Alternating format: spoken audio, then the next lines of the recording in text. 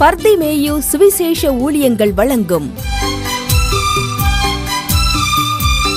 நற்செய்தி நேரம். தேவ செய்தி பாஸ்டர் ஆர். அகஸ்டின். இந்த நாளிலும் உங்களோடு ஒரு வார்த்தையை வைக்க விரும்புகிறேன். இந்த நாள் உங்கள் மத்தியிலே நான் ஜெபத்தோடு காத்திருந்த போது ஒரு காரியத்தை குறித்து கர்த்தர் மிக முக்கியமான காரியத்தை உங்களோடு பேசும்படி சொன்னார். அதற்கு ஆதாரமாக யோவான் 5:31 வாசிக்க கேட்போம். என்னை குறித்து நானே சாட்சி கொடுத்தால் சாட்சி மெய்யாயிராது. கரங்களை தட்டி கர்த்தரை மகிமைப்படுத்துவோமா? தொலைக்காட்சியில் பார்க்கிற எனக்கு அன்பான மக்களே, நீங்கள் எல்லோரும் பல சாட்சிகளை நீங்கள் கேட்டிருக்கலாம். இன்னைக்கு சாட்சி அப்படின்னு சொன்னா ஏதோ ஒன்றை சொல்லுவதல்ல. தலைவலியில் இருந்தேன், எனக்கு வாய்க்க செய்தார். வைத்த வலியில் இருந்தேன், சுகம் கொடுத்தார். இதெல்லாம் அவருக்கு ரொம்ப லேசான காரியம். ஏன்னா என் நாமத்தினாலே எதை கேட்டாலும் அவர் ஏற்கனவே வாக்கு பண்ணிட்டார். நாம விசுவாசத்தோட கேட்டா நிச்சயமா விசுவாசிக்கிறவர்களுக்கு எல்லாம் கூடும். நாம விசுவாசித்தால் தேவனுடைய மகிமையை காண முடியும். ஆனா அதெல்லாம் சாட்சி.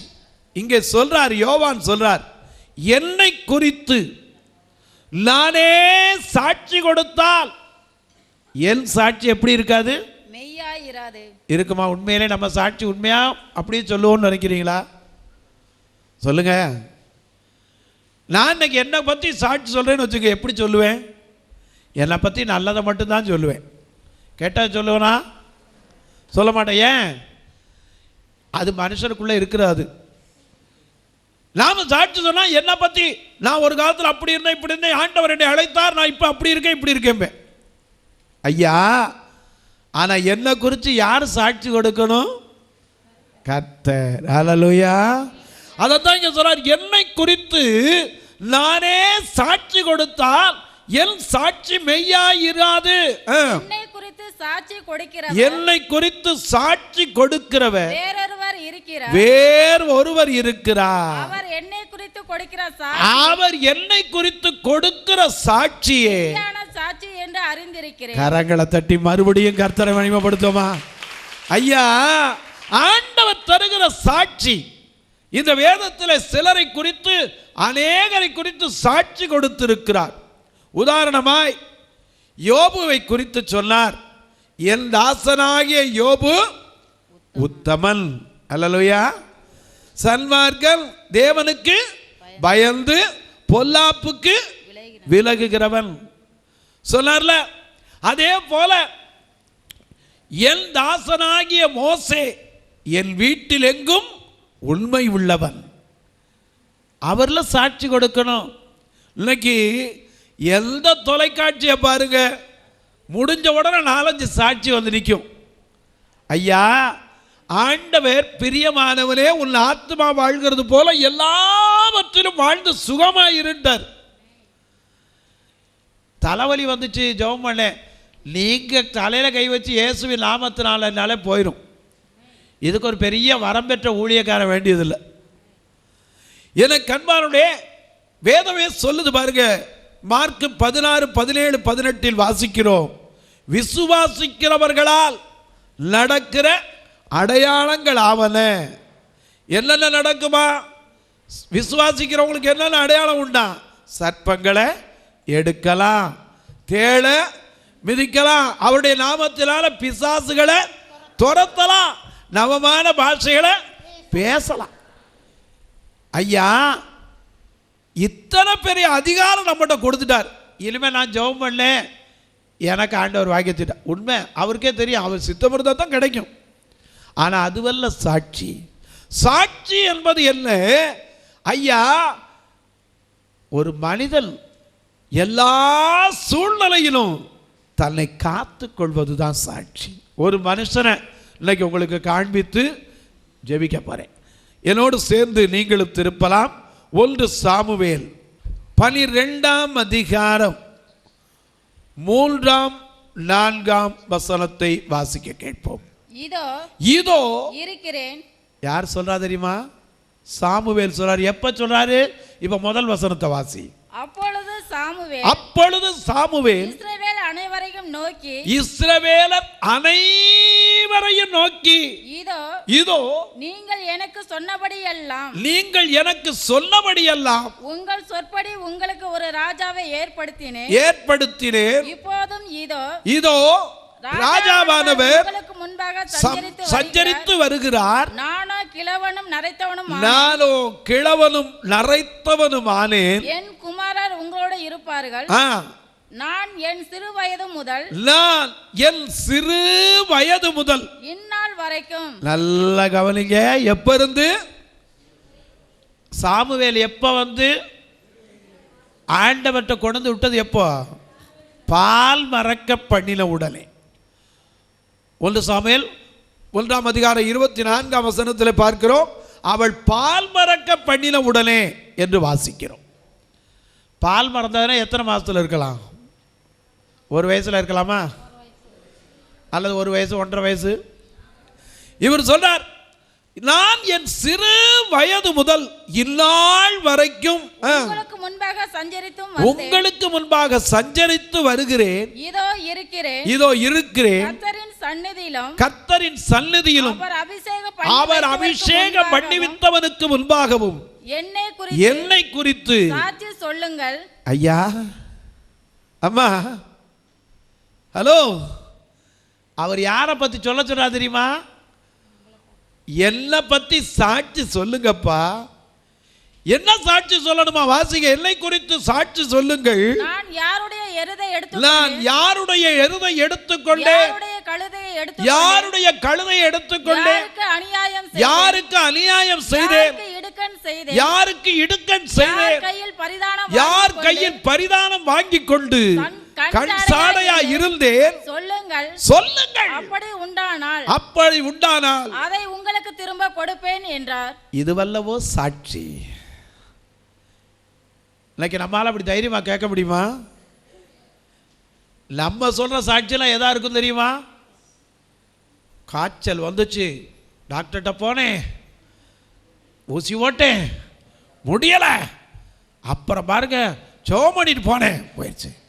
ஐயா, ஆண்டவர் தீராத வியாதியை வார்த்தையால் தீர்க்கிற தேவன். ஏன்னா ஒரு பெண் போறா, 12 வருஷமா குதிரை போக்கில் இருந்த பெண், முன்னாடி போகல, பின்னாடி போறா, அவருடைய வஸ்திரம் தொங்கலத்தான் தொட்டா, உடனே அவளுக்கு சுகம் கிடைச்சிச்சு. அவற்றை கிட்ட போல கையை தொடலை, கீழே தொங்குற வேஷ்டினோட ஓரத்தை தொட்டா சுகமாயிருச்சு. எனக்கு அன்பானுள்ளே, அவர் அற்புதத்தில் தேவன், அவர் அற்புதமானவர். அவர் தந்தாருங்கிறது அவரை குறித்து நம்ம சாட்சி சொல்ல வேண்டியதில்லை. நம்ம சாட்சி எப்படி இருக்கிறது? ஆராய்ந்து முடியாத பெரிய காரியங்கள், எண்ணி முடியாத அதிசயங்களை அவர் செய்கிறவர் ஐயா. அதனால்தான் எரேமியா கூட எழுதுகிறார் 5:21-22, கண்ணிருந்தும் காணாமலும் காதிருந்தும் கேளாமலும் அறிவில்லாதிருக்கிற ஜனங்களே, அலைகள் மோதி அடித்தாலும் அது இறைந்தாலும் கடக்க கூடாதபடிக்கு அதற்கு கடற்கரை மணலையை எல்லையா வைத்தவர் நமக்கு செய்யறது பெரிய காரியமா? சொல்லுங்க. நம்ம வாழ்க்கை எப்படி இருக்குங்க? அதுக்கு பாத்திரமா இருக்கா? இன்னைக்கு கேட்க முடியுமா? என்னை குறித்து சாட்சி சொல்லுங்கள். யார்கிட்ட எடுத்தேன், யார்கிட்ட திருடுனேன், யார்கிட்ட அநியாயமாய் வாங்கினேன், எனக்கு அப்படி கேட்க முடியுமா? எனக்கு அன்பானவர்களே, இந்த சாமுவேல் கேட்கிறார். என்ன சொல்லி கேட்கிறார்? நீங்க சொன்னீங்கப்பா, எங்களுக்கு ஒரு ராஜா வேணும்னு அழுதுங்க. கழுதையை தேடி போனவன, கீசின் குமாரனான அந்த கீசின் கழுதை காணாம போச்சு. இந்த கழுதையை தேடி போன ராஜாவாகின சகுல, இதோ ராஜா உங்களுக்கு முன் சஞ்சரித்து வருகிறார். நான் முதிர் வயதாயிட்டேன், கிழவன் ஆயிட்டேன், எப்போ போறேன்னு தெரியாது. ஆனா என் சிறு வயது முதல் உங்க கூட தான்ப்பா இருக்கிறேன். என்ன குறித்து விரல் நீட்டி யார் வேணாலும் சாட்சி சொல்லுங்க. ஆண்டவர் கேட்கிற காத்தா தான். நம்ம பார்த்து கேட்டால் அந்த இடத்துல நிற்க முடியுமா? சொல்லுங்க. ஏன் நம்ம சொல்லுவோம், நான் அப்படித்தான் பிரதர் இருக்கணும்னு நினைக்கிறேன், ஆனால் என்னால் முடியல பிரதர். ஏன்னா மாம்சம் பலவீனம் உள்ளது தானே, ஆவி உற்சாகம் உள்ளது தானே, அதனால் என்ன இருந்தாலும் மனுஷன் தானே பிரதர் அப்படின்னு சொல்லுவோம். எனக்கு அன்பானுடைய அப்போ சாமுவேல் என்ன மனுஷன் இல்லையா? சொல்லுங்க. அவர் இருந்த சூழ்நிலை ரொம்ப அட்மாஸ்பியர் ரொம்ப கரெக்டாக இருந்துச்சுன்னு நினைக்கிறீங்களா? சாமுவேல் இருந்த சூழ்நிலை எப்படிப்பட்டது என்பதை நீங்கள் அறிந்திருக்கிறீர்களோ? இன்னைக்கு நாம சொல்றோம் சூழ்நிலை எப்படியாவது நிற்கத்தான் நினைக்கிற முடிய மாட்டேங்குதுயா. எனக்கு அன்பானவர்களே, யோசேப்புக்கு ஒருத்தருமே இல்லைங்க. அவனே சொல்றான், என்னிலும் பெரியவன் இங்கு ஒருவனும் இல்லை, உன்னை தவிர எனக்கு வேறொன்றை விலக்கி வைக்கவில்லை. ஏன்னா போத்திவாருடைய மனைவி இவனை வேட்டியை பிடிச்சி இழுக்கிறான். எப்படி? போத்திவாருடைய மனைவி இவன் என்ன செய்யறா? வேட்டியை பிடிச்சி வாப்பா வாப்பா. 17 வயசு. ஆனா இவன் சொல்றான், எம்மா ஒரு நிமிஷம் பொறு, எங்கே நீயும் நானும் தான் இருக்கோம், என்னை தவிர வேற ஒருத்தரும் இல்லை, பெரியவன் யாரும் இல்லை, உன்னை தவிர எனக்கு வேறொன்றையும் விலக்கி வைக்கவில்லை. அப்படி இருக்க இந்த துணிகரமான பாவத்திற்கு உடன்படுவது எப்படி என்று சொன்னாலே அவன் சாட்சி எங்கே, நாம் சொல்லுகிற சாட்சி எங்கே? ஆமென். நம்ம சாட்சியெல்லாம் இன்னைக்கு அப்படியே தானங்க இருக்கு. எனக்கு அன்பானுடைய நாம சொல்லுகிற சாட்சியில் அவருக்கு ரொம்ப லேசான காரியம்.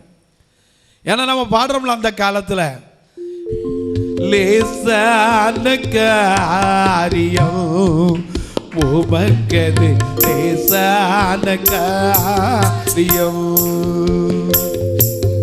பலன் உள்ளவன் பலன் அற்றவன், பலன் உள்ளவன் பலன் இல்லாதவன், யாராயினாலும் உதவிகள் செய்வது லேசான காரியம் உமக்கது லேசான காரியம். கரங்களை தட்டி ஆண்டவருக்கு மகிமைப்படுத்துமா? எனக்கு அன்பானவர்களே, இதெல்லாம் அவருக்கு ரொம்ப லேசான காரியம் ஐயா. பலம் இல்லாதவனுக்கு உதவி செய்யறதுக்கு தான் அவர் இருக்கார். ஏன்னா எடுத்த காரியத்தில் வெற்றி பெறுவேன், எதிரியான சாத்தானை முறியடிப்பேன். இது காரணம் என்ன? இயேசு என் கூட இருக்கிறார்னா அவர் எப்படி இருந்தாரு, நாம எப்படி இருக்கணும்? அல்லேலூயா. அப்படி தான் பிரதர் நினைக்கிறேன், ஆனா என்னால முடியலை பிரதர். ஏன்னா சூழ்நிலை சூழ்நிலை சூழ்நிலை. என்னையா சூழ்நிலை? வள்ளுவர் எழுதி வைத்தார் திருக்குறளிலே, மனம் தூய்மை செய் வினை தூய்மை இவ்விரண்டும் இனம் தூய்மை தூவா வரும். இதனுடைய பொருள் என்ன? மனம் சுத்தமா இருக்கணும், செய்கிற காரியம் நல்லா இருக்கணும்னா அவன் சேர்ந்திருக்கிற இடம் எப்படி இருக்கணும்? நல்லா இருக்கணும். இந்த சாமுவேல் அப்படி இருந்தால் என்னை குறித்து சாட்சி சொல்லுங்கள் என்று கேட்கிறானே, இவன் இருந்த சூழ்நிலை என்னையா? இவன் கேட்பதற்கு காரணம் என்ன? என்ன குறித்து சாட்சி சொல்லுங்கப்பா, தைரியமா சொல்லுங்கப்பா. நான் யார்கிட்ட எடுத்தேன், யார் கையில பரிதானம் வாங்கினேன், யாருக்கு கண் சாடையா இருந்தேன், என்ன குறித்து சாட்சி சொல்லுங்க. அப்படி இருந்தா நான் அதை திரும்ப கொடுக்கிறேன்னதுக்கு அந்த மக்களும் பதில் சொல்றாங்க, நீர் என்கிட்ட எதுவும் வாங்கல. அதற்கு அவர்கள், நீர் எங்களிடத்தில் அநியாயம் செய்யவும் இல்லை, எங்களுக்கு இடுக்கண் செய்யவும் இல்லை, ஒருவர் கையில் ஒன்றும் வாங்கவும் இல்லை என்றார்கள். அதற்கு அந்த சாமுவேல், நீங்கள் என் கையில் ஒன்றும் கண்டுபிடிக்கவில்லை என்பதற்கு கர்த்தர் உங்களுக்கு சாட்சியாய் இருக்கிறார். கரங்களை தட்டி கர்த்தரை மகிமைப்படுத்துவோம். ஐயா, கர்த்தர் நமக்கு பக்கத்துல நின்று சாட்சியாய் நிற்கிறார். ஐயா, அவர் அபிஷேகம் பண்ணினவரும், ஐயா, அவர் அபிஷேகம் பண்ணினவரும் இன்று அதற்கு சாட்சி என்றார். இன்று அதற்கு சாட்சியாய் அதற்கு நிற்கிறார். அவர்கள் அவர் சாட்சிதான் அவர் சாட்சிதான் என்றார்கள். ஏன்னா இவன் கையில ஒரு குறைய கூட என்ன செய்ய முடியல, யாராலையும் கண்டுபிடிக்கவே முடியல. ஆண்டவர் சாட்சின்னு சொல்றாங்களே. இன்னைக்கு நாம விளையாட்டு போல சொல்லுவோம், பைபிள் மேல சத்தியமா நான் எடுக்கல சொல்லலாமா? வானத்தின் மேலே சத்தியம் பண்ண வேண்டாம், அது தேவனுடைய சிங்காசனம். பூமியின் மேலே சத்தியம் பண்ண வேண்டாம், அது தேவனுடைய பாதப்படி. வேதத்தின் மேல சத்தியம் பண்ண, அது தேவனுடைய வார்த்தை. நம்ம எதுக்கு எடுத்தாலும் சத்தியம் பண்றது பைபிளை தூக்கிறோம். என கண்பானுடைய ஒன்றை நீங்கள் அறிந்து கொள்ளுங்கள். சாட்சி என்றால் இன்றைக்கு அநேகருக்கு இப்படிப்பட்ட பிரசங்கங்கள் செய்யப்படவில்லை. ஏன்னா இப்படி பிரசங்கம் பண்ணால் எவனுக்கு காணிக்க கொடுக்க மாட்டான், பயம். எனக்கு அதை பற்றி கவலை கிடையாது. கர்த்தர் அதை தேவைகளை சந்திக்க வல்லவராயிருக்கிறார். ஏன்னா சாட்சினா, ஐயா, நாம் சாட்சியாய் பிறருக்கு மாதிரியாய் வாழ வேண்டும். இயேசு வாழ்ந்து காட்டினார். என்னிடத்தில் கற்றுக்கொள்ளுங்கள் என்று சொன்னார். ஒரே ஒரு சாட்சி அவர் செய்ததை சொல்றேன். லூக்கா 6:35-36 வாசிக்க கேட்போம். உங்கள் சத்துருக்களை சிநேகியுங்கள், உங்கள் சத்துருக்களை சிநேகியுங்கள், நன்மை செய்யுங்கள், நன்மை செய்யுங்கள், கைமாறு கருதாமல் கடன் கொடுங்கள், கைமாறு கருதாமல் கடன் கொடுங்கள், அப்பொழுது உங்கள் பலன் மிகுதியாய் இருக்கும், அப்பொழுது உங்கள் பலன் மிகுதியாய் இருக்கும், உன்னதமானவர்களுக்கு நீங்கள் பிள்ளைகளாய் இருப்பீர்கள். அவர் நன்றி அறியாதவர்களுக்கு, ஒரு நிமிஷம், அவர் நன்றி அறியாதவர்களுக்கும் துரோகிகளுக்கும். ஹலோ ஹலோ, இந்த வார்த்தையை நோட் பண்ணிக்கங்க. நம்ம துரோகம் பண்ண ஒருத்தனுக்கு போய் ஏதாவது உதவி செய்வோமா?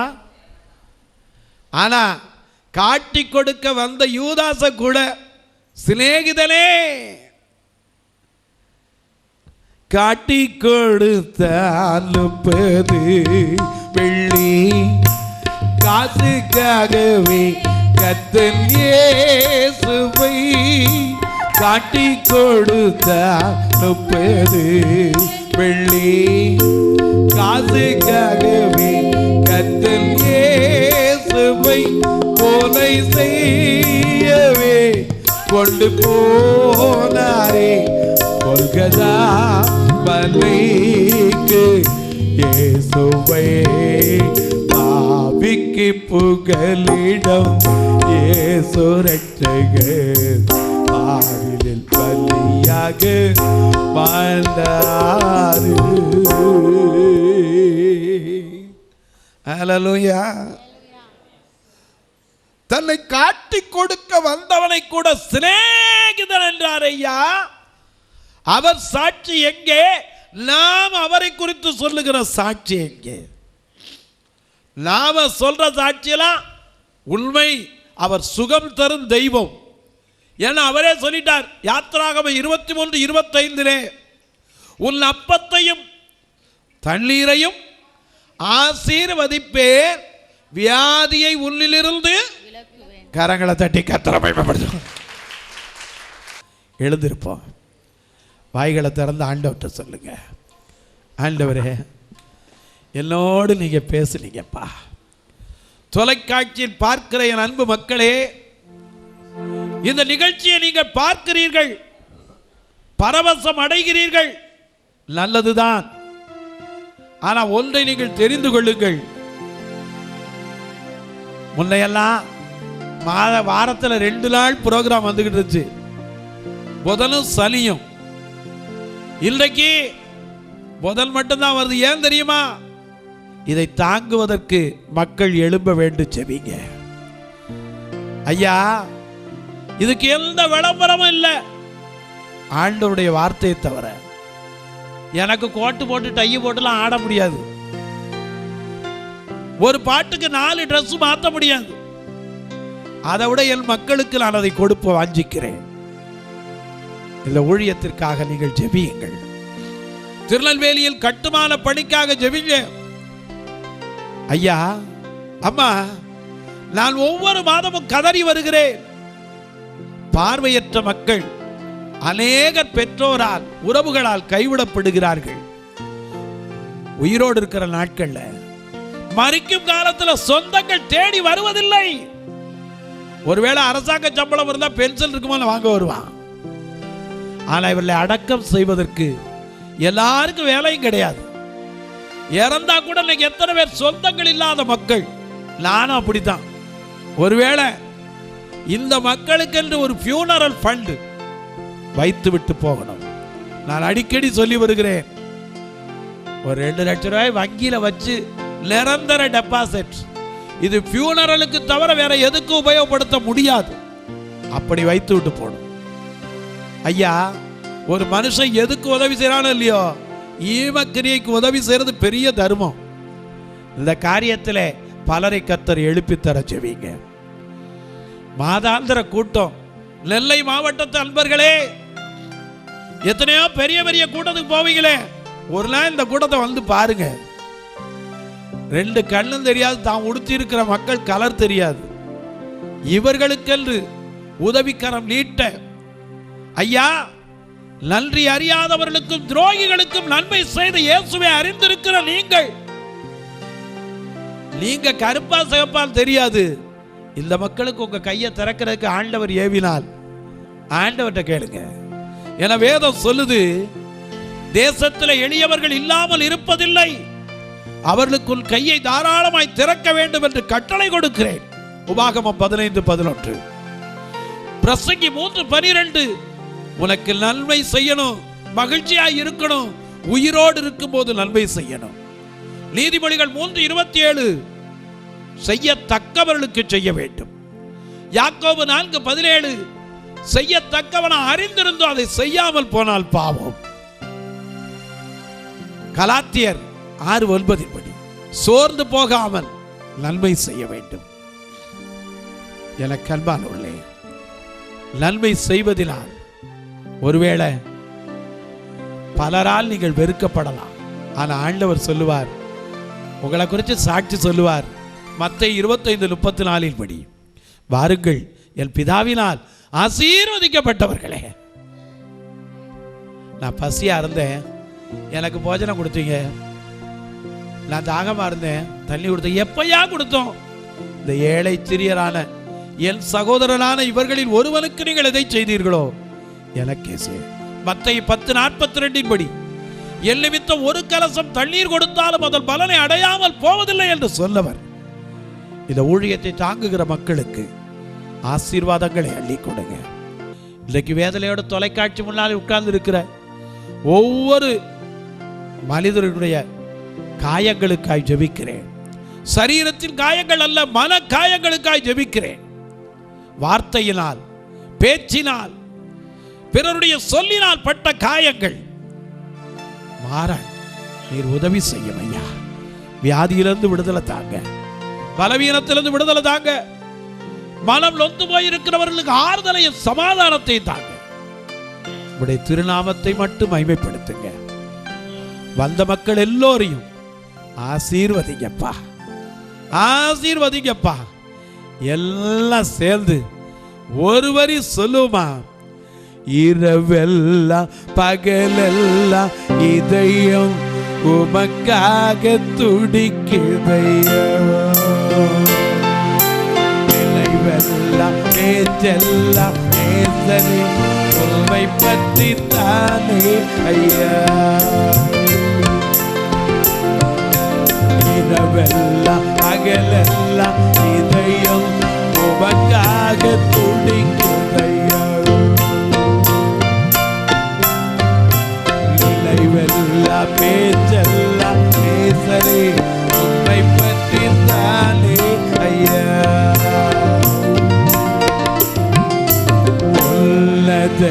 தேவனே எல்ஏசு ராஜனே, உம்மோடு இணைந்திட உள்ளம் ஏங்குதையா. பரலோக பிதாவே, இந்த ஆசீர்வதிக்கப்பட்ட நல்ல நாளுக்காய் ஸ்தோத்திரம். இந்த இடத்துல நீ சொல்ல சொன்னேன், யாரையும் புண்படுத்தல்ல, யாருடைய மனதையும் கிண்டி விடல்ல. நாங்கள் எந்த நிலையில் இருக்கிறோம் ஐயா, இப்படி சாமுவேலை போல பல சூழ்நிலைகளை வாழ்ந்தாலும் நாங்கள் உமக்கு சாட்சியாய் நிற்க பலப்படுத்தும். இயேசுவின் நாமத்தில் ஜெபிக்கிறேன் நல்ல பிதாவே. சபை ஆராதனை ஞாயிறு முதல் ஆராதனை காலை 8 மணி முதல் 10 மணி வரை. இரண்டாவது ஆராதனை காலை 11 மணி முதல் 1 மணி வரை. இடம் பர்திமேயு சுவிசேஷ ஊழியங்கள், அன்னை சத்யா நகர், இளமனூர் அஞ்சல், சக்கிமங்கலம் வழி, மதுரை மாவட்டம். பின்கோட் 625201. சிறப்பு உபவாச கூட்டம் ஒவ்வொரு மாதமும் 2வது சனிக்கிழமை காலை 10 மணி முதல் 1 மணி வரை.